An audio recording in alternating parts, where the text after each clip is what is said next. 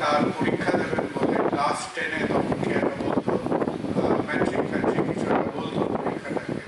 তো তখন অলরেডি তাকে পুলিশ খুঁজে বেড়াচ্ছে প্রায় 1.5 বছর ধরে। তো তখন নানান জায়গায় তারা লুকিয়ে বেড়াতেন, কখনো জালালাবাদ পাহাড়ে, কখনো চট্টগ্রামের এধারে ওধারে।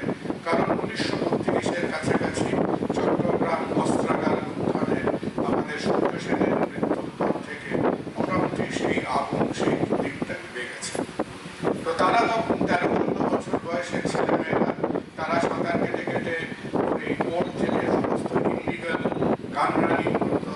তারা শহরের মধ্যে এই ক্লাব সেই ক্লাবের মধ্যে খবরাখবর দিয়ে বেড়াতো এবং হয়তো তাদের কীর্তিকলাপ শুধু বন্দুকে ধার করতে নয়, হয়তো ডেফিনেটলি তাদের কিছু ভায়োলেন্ট এক্সপোজার ছিল। তো তাকে হল থেকে অ্যারেস্ট করে নিয়ে গিয়ে যখন হি ওয়াজ পানিশড এবং যখন কথা হয়েছিল যে সেলুলার জেলে পাঠানো হবে only because he was a minor, তাকে সেলুলার জেলে না পাঠিয়ে পাঠানো হলো রেঙ্গুনে প্রায় 2.5 বছর। তো আমাদের জীবনে এখনকার যে ছেলেমেয়েরা বসে আছে, তো আমাদের কাছেও কিন্তু আমি কখনো বাবার জীবিতকালে তার মুখ থেকে, তার নিজের মুখ থেকে কোনোরকম ডিরেক্ট তার অভিজ্ঞতার বিন্দুমাত্র 2-1 মিনিট আমি শুনতে পারিনি। পরবর্তীকালে বিকজ অফ আওয়ার কিউরিওসিটি আমাদের বক্তব্যের জন্য কিছু কাগজপত্র কেটে এগুলো জোগাড় করেছি। দুটো জিনিস আমাদের কাছে আজকে মনে করি আমি অন্তত খুব প্রয়োজন। আমাদের ভারতবর্ষ একটা জটিল দেশ, ইট is a complex society, it is a complex country. এই যে 40 কোটি মানুষকে নিয়ে আমরা somewhere in the middle of the 20th century আমরা স্বাধীন হলাম এবং এখন আমরা যে সশস্ত্র আন্দোলনের কথা বলছি, মনে রাখতে হবে সেই সশস্ত্র আন্দোলন কিন্তু মেরে কেটে ভারতবর্ষের কেবল 3টে প্রদেশে এর নিদর্শন পাওয়া যায়, একটা বাংলা, একটা পাঞ্জাব, একটা মহারাষ্ট্র। ভারতবর্ষের এই 3টে প্রদেশ বাদ দিলে আপনি সারা ভারতবর্ষের বাকি ভারতবর্ষের সঙ্গে কোনো রকম সশস্ত্র আন্দোলন রেভলিউশনারি মুভমেন্টের কোনো রকম বিন্দুমাত্র কোনো সম্পর্ক ছিল না এবং বর্তমানে আগ্রহ আছে কিনা সেটা নিয়ে আমরা সন্দিহান। এবং আমরা যদি কেউ মনে করি আজকে আমাদের কারো আগ্রহ কমে গেছে, আমাদের স্মৃতিগুলো পিকে হয়ে গেছে, আমাদের ইনফরমেশনগুলো ধীরে ধীরে হালকা হয়ে যাচ্ছে, মনে রাখুন যে আমরা স্বাধীন হবার প্রায় 20 বছর আগে অলমোস্ট বাই 1930s কিন্তু আমাদের দেশের মধ্যেও আমাদের জীবন দর্শন বিভিন্ন ধারায় যেতে আরম্ভ করেছে। গান্ধী একদিকে যাচ্ছেন, গান্ধী যে পথে যাচ্ছেন রবীন্দ্রনাথ সেই পথে যাচ্ছেন না। বাই 1930s আমাদের রেভলিউশনারি মুভমেন্টের যে উত্তাপ ছিল সেই উত্তাপ অনেক ঘটতে শুরু করেছে এবং আমরা যখন আবার সেই সুভাষচন্দ্র বোস এবং Shri Haripura Congress in the late 1930s তখন খানিকটা আবার দেখলাম যে আমাদের এই যে চটজলদি স্বাধীনতার পাওয়ার মনের মধ্যে একটা আগুন, সেই আগুনের আবার যেন দল করে কিছুটা সময়ের সঙ্গে চলে উঠল। সুতরাং আমাদের স্বীকার করতেই হবে দ্য ফার্স্ট ডিফেক্ট, আমরা প্রথম যে দেশ যে হয়তো ভুলটা করব যেটা হচ্ছে একটা কমপ্লেক্স সোসাইটি, তার কমপ্লিকেটেড হিস্ট্রিকে যদি আমরা ওভার সিম্পলিফাই করতে চাই আমরা কিন্তু অত্যন্ত এই যে ছেলেমেয়েরা বসে আছে এদের আমাদের ঘটনাগুলোর সঙ্গে পরিচিত করতে হবে। আমাদের বলতে হবে যে যখন এই যে আমাদের মধ্যে বিপ্লবী আন্দোলন চলছে তখন বলতে হবে যে আমাদের দেশের প্রায় 80% লোক সেই বিপ্লবী আন্দোলনের সঙ্গে নিজেকে আইডেন্টিফাই করেনি। আমাদের সেই বক্তব্যটা রাখতে হবে যে মধ্যবিত্ত বিউরোক্র্যাটিক যারা আমাদের ব্রিটিশ সোসাইটি, আমাদের বাঙালির এই যে সংস্কৃতি করছি, করছি, আমরা পয়লা বৈশাখ করছি, আমাদের হাত বাড়ালে সুতানদী, হাত বাড়ালে শোভাবাজার, এই যে বাঙালি সমাজ দেখছেন, এই বাঙালি সমাজ হলো ব্রিটিশদের করুণার সিক্ত হাত দিয়ে যে মোটা মোটা জল পড়েছে সেই কৃপার ধানে ধন্য হয়ে আজকে বাঙালি সংস্কৃতি সমাজ গড়ে উঠেছে। সুতরাং philosophy and society is a complex situation.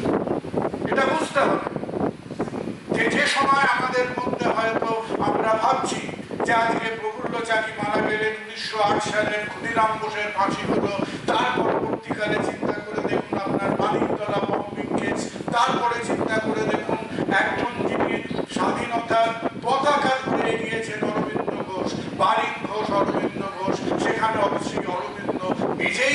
Revolutionary movement থেকে বেরিয়ে।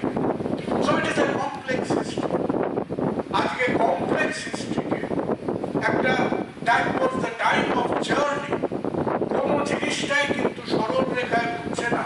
ভারতীয় সমাজ সরল রেখায় ঘোরেনি, ভারতীয় ভৌগোলিক সাহিত্য বা সমসাময়িক সমাজ সরল রেখায় যায়নি। এবং এই কঠিন কথাগুলো আজকে এদের সঙ্গে আমাদের শেয়ার করতে হবে। এবং যত আমরা এদের আলাপ আলোচনার মধ্যে আনবো, আজকে বাঙালি অস্বীকার করতে পারে যে 32-34 বসে রবীন্দ্রনাথ 4 অধ্যায় কেন লিখছে? আপনি অস্বীকার করতে পারবেন? 4 অধ্যায়কে যদি লাইন বাই লাইন তার অক্ষরকে অক্ষর যদি আপনি ইন্টারপ্রেট করেন, তাহলে আপনার ধারণা কি জন্মাবে? It is a complex world, it is complex society. তাহলে আমাদের মধ্যে এই যে চিন্তা ভাবনার যে একটা স্রোত বইছে, এই স্রোতের সঙ্গে ইতিহাস কিন্তু রূপকথা নয়। আমরা যখনই মনে করি যে ইতিহাসকে আমরা একটা অমর চিত্র কথা বলে ওভার সিম্পলিফাই করবো, সেই ইতিহাসের ভাগ্যকর কিন্তু আমরা যেটুকু বিশ্বাস করার করে এসেছি, আজকের দিনে এই বুদ্ধিমান ছেলে মেয়েরা এখানে বিশ্বাস করবে। So if we are to present history to them, আজকে যেরকম সায়ন্তন তার বইটা লিখে দিয়েছে, যারা তোমরা এই সময়টা সম্বন্ধে জানতে চাও, তোমাদের বলবো যে ইট ইজ অ্যাবসলিউটলি ট্রু যে রেভলিউশনারি এজ সম্বন্ধে একটা প্রামাণ্য বই হাতে পাওয়া খুব মুশকিল। এই জাস্ট কয়েক বছর আগে, 1 বছরও হয়নি, সঞ্জীব সান্যাল রেভলিউশনারিজ বলে একটা বই লিখেছে। যারা বইতে, যারা এই সময়কার ইতিহাসটা জানতে উৎসুক, সঞ্জীব সান্যালের বইটা নিয়ে পড়বে। এবং যারা ফাঁকিবাজ, যারা আমার মতো ফাঁকিবাজ, যারা বই টই পড়ে না, যারা ইউটিউব করে জানতে চায়, ইউটিউবে সঞ্জীব সান্যালের একটা 1 ঘন্টার লেকচার আছে স্বরাজ এবং অন্যান্য চ্যানেলে, সেই লেকচারটা শুনবে, বুঝতে পারবে যে through what Times history is complex. আজকে যখন সূর্য সেন চট্টগ্রাম অস্ত্রাগার মুভমেন্ট প্ল্যান করছেন, তিনি কার দিকে চোখ দিয়ে আছেন? তিনি আয়ারল্যান্ডের দিকে চোখ দিয়ে আছেন। আজকে নর্দার্ন আয়ারল্যান্ড বাস্তবের সঙ্গে তার বোঝাপড়ায় আসতে পারলো, সাদার্ন আয়ারল্যান্ড আসতে পারলো। আমাদের সমাজের মধ্যে যে বিভিন্ন ফল্ট লাইনস, যে ডিফেক্ট, এবং আমরা যেটা করছি, যত আলোচনা কম করছি, তত আমাদের মধ্যে বিভিন্ন প্যাকেট, বিভিন্ন পোলারাইজেশন হচ্ছে। এই বিজেপি, তৃণমূল, সিপিএম, কংগ্রেসের গান্ধীর সম্বন্ধে কথা বলে একদিকে আলোচনা যাচ্ছে, রেভলিউশনারিজদের সম্বন্ধে কথা বললে একদিনে আলোচনা যাচ্ছে।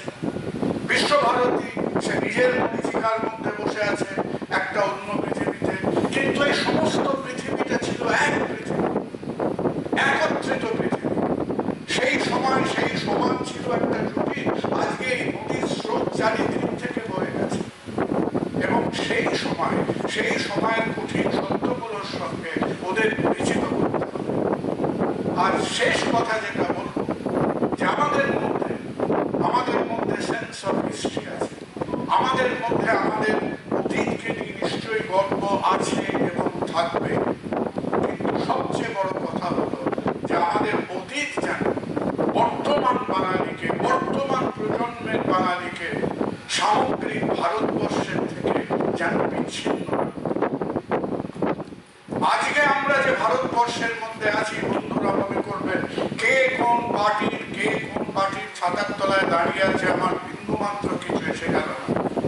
বাট আজকে বাংলার সামনে যদি একটা চ্যালেঞ্জ থাকে, তাহলে বাংলার সম্বন্ধে একটু ভেবে দেখবেন যে ভারতবর্ষের বাকি 29টা মেজর সোশিও ইকোনমিক সেগমেন্টের সঙ্গে বাংলার খুব একটা কিন্তু আজকে সম্পর্ক নেই। সুতরাং আমাদের ইতিহাস থাকুক, আমাদের মধ্যে থেকে অনেক চিন্তন মননশীল মানুষ জন্মেছে, অনেক রেভলিউশনারিজ জন্মেছে, ক্ষুদিরাম জন্মেছেন, রবীন্দ্রনাথ জন্মেছেন, বিবেকানন্দ জন্মেছেন, যিনি 1899 থেকে 1900 অব্দি, যখন স্বামী বিবেকানন্দ নিজের হাতে উনি রামকৃষ্ণ মিশনের কমেন্ট লিখছেন, বারবার উনি বলছেন যে ওনার mission has nothing to do with politics, nothing to do with political. আপনি কিভাবে চোখে সেটাকে দেখবেন? সেটাও সমসাময়িক ইতিহাসের একটা অঙ্গ। রবীন্দ্রনাথ যখন স্বামীজি মারা গেলেন 1902, আছে, this is the theater in which the history of modern Indian history was enacted. তারপরে তো সেখান থেকে নিবেদিতা গিয়ে উনি নিজে দাঁড়িয়ে এদিকে অনুশীলন সমিতি, যুগান্তর সমিতি, বারিক ঘোষ এদের সঙ্গে she became one of the pivotal characters of the revolutionary movement. Everything is true. There are different colors of truth.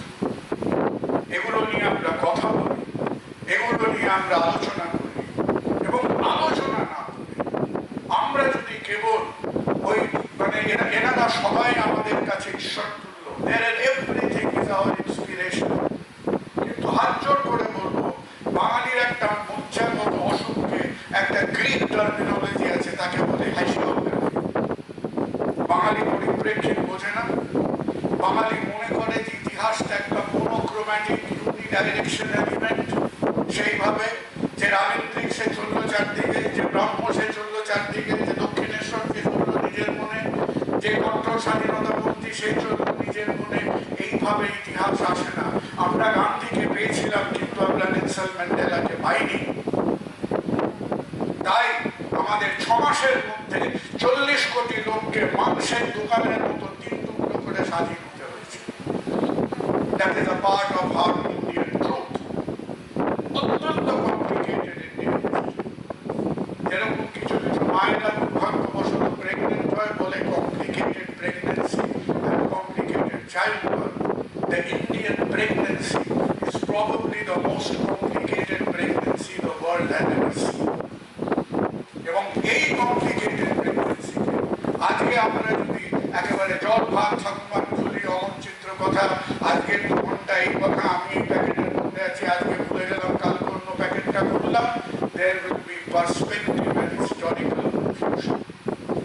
সবাই মধ্যে মনে রাখুন, আমরা কিছু জিনিস পেয়েছি, কিছু জিনিস পাইনি, কিছু জিনিস অতীতে ছিল, হয়ে গেছে, কিন্তু আমরা অতীতটাকে মনে রাখি। Let us be inspired by our past.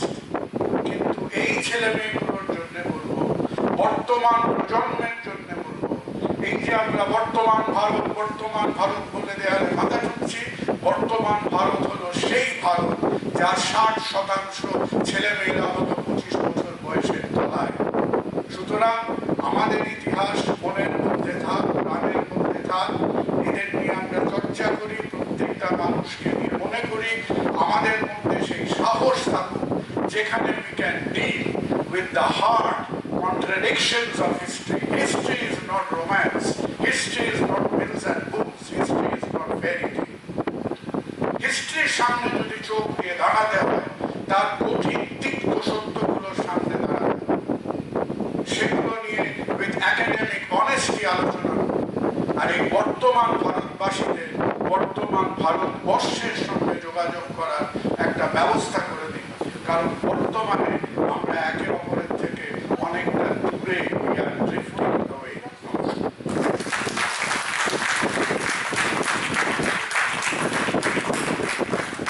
করতালির শব্দই বলে দিচ্ছে আমাদের নায়কোচিত বক্তব্য আমরা সত্যি অত্যন্ত মন দিয়ে শুনেছি। হ্যাঁ, আমরা আমাদের বাকি প্রত্যেক গুণীজনের কাছ থেকে, বিশিষ্টজনের কাছ থেকে শুনে নেব এক এক করে। শুধু তার আগে আমাদের অবশ্যই করণীয় একটি কাজ আছে, সম্মান জানানো, আমাদের সাধ্য মতো, খুবই সামান্য একটু সম্মান জানানো। এখানে আমাদের দর্শক আসনেই যারা উপস্থিত রয়েছেন, বিশিষ্ট বিপ্লবী পরিবারের সদস্যরা, আমাদের লেখকরা, আমাদের মধ্যে আরও কিছু গুণীজন রয়েছেন, তাদের এবং সংবেদনকে আমরা এটাও আমাদের একটু সামান্য সকলকেই বলে দিই। আমরা 2টি সামাজিক কাজ আজকে এখান থেকে করছি, প্রচারের উদ্দেশ্যে নয়, শুধু জানানোর জন্য বলছি। আমরা সমাজের প্রান্তিক কয়েকজন নারী শক্তিকে সামান্য একটু বস্ত্র তুলে দেওয়া হবে বিপ্লবী প্রফুল্লচন্দ্র চাকি মেমোরিয়াল ট্রাস্টের পক্ষ থেকে। আর কথোপকথনের পক্ষ থেকে সংবেদন আমাদের মধ্যে উপস্থিত রয়েছে মানসিক ও শারীরিকভাবে বিশেষভাবে সক্ষম কিছু সহনাগরিক বন্ধুরা, তাদেরকে আমরা সামান্য একটু সম্বর্ধিত করব এই অনুষ্ঠানে। এই মুহূর্তে আমরা শ্রী মনোরঞ্জন কুমার মুখার্জি, শ্যামবাজার অ্যাংলো ভার্নাকুলার স্কুলের প্রধান শিক্ষক মহাশয়, অবশ্যই যেটি আমার প্রথম বিদ্যা শিক্ষার জায়গা, সেই শ্যামবাজার স্কুলের বর্তমান প্রধান শিক্ষক মহাশয়কে সামান্য কিছু কথা বলার জন্য অনুরোধ করছি। তারপরেই আমরা সংবর্ধনা পর্বে চলে যাব। শ্রী সুব্রত চাকিকে আমি মঞ্চের কাছে আসতে অনুরোধ করব। শ্রী মনোরঞ্জন কুমার মুখার্জি। নমস্কার, শুভ সন্ধ্যা। সকলকে নববর্ষের শ্রদ্ধা, প্রীতি এবং সম্মান জানাই। মূলত আত্মত্যাগের মধ্য দিয়ে আমাদের ভ্যালু এডুকেশনটা হওয়া সম্ভব, এবং বিদ্যালয়ের যারা ছাত্রছাত্রী আমার সঙ্গে এসেছে আজকে, মূলত এই আত্মত্যাগের ব্যাপারটি আজকে সমাজ থেকে অনেকটা কমে যাচ্ছে। এটা একমাত্র আমরা সম্পূর্ণ আত্মত্যাগ, আত্মবলিদান, নিঃস্বার্থভাবে জীবনকে দেশের জন্য তুলে দেওয়া, এটা একমাত্র বিপ্লবীদের মধ্যে আমরা দেখতে পাই। একদম আত্মত্যাগ আর কেউ সেইভাবে করতে পেরেছে কিনা, এমনকি ইভেন সন্ন্যাসীরাও যে সম্পূর্ণ আত্মত্যাগ করতে পেরেছেন কিনা সেটা বলা বোধহয় সম্ভব না। আমি স্বামী বিবেকানন্দ বা শঙ্করাচার্যের কথা বলছি না। এরকম সন্ন্যাসীরা ঠিক সন্ন্যাসী কিনা সেটাও বলা মুশকিল, কারণ তারা দেবতারই সমান। সুতরাং দেবতাদের নিয়ে বলছি না, যারা রক্ত মাংসের শরীরে এ পৃথিবীতে এসেছিলেন এবং এই জগৎ এবং জীবনের জন্য সম্পূর্ণভাবে নিজেকে ত্যাগ করতে পেরেছেন, মনে হয় বিপ্লবীরাই সেটা পেরেছে। তাই এই বিপ্লবীদের জীবন যদি সকলের মধ্যে পৌঁছায়, বিশেষত আমাদের বাঙালিদের মধ্যে যে সমস্ত বিপ্লবীরা ছিলেন, তাদেরটা আমাদের ছেলে মেয়েরা সহজে বুঝতে পারবে, জানতে পারবে, কারণ তারা এখানকার আবহাওয়ায় মানুষ হয়েছে। এইটা করে আমার খুবই প্রিয় অভিষেক এবং প্রফুল্লচন্দ্র চাকরি মেমোরিয়াল ট্রাস্টের যে সমস্ত